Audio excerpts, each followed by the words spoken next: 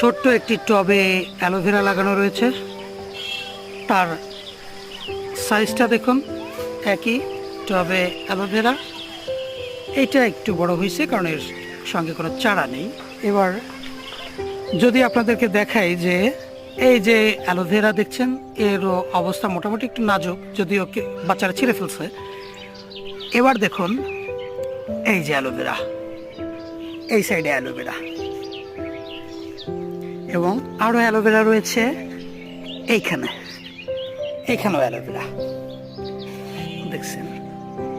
এইবার আমি যেটা দেখাবো যে এইখানকার অ্যালোভেরাটা এত বড় কেন হলো, এই যে কারণ আপনি দেখেন যে প্রথমে আমি এখানে একটা অ্যালোভেরা লাগাইছিলাম আর এখানে কতগুলো অ্যালোভেরা লাগাইছি, অর্থাৎ এখানে জায়গা সংকুলতার সংকট। অর্থাৎ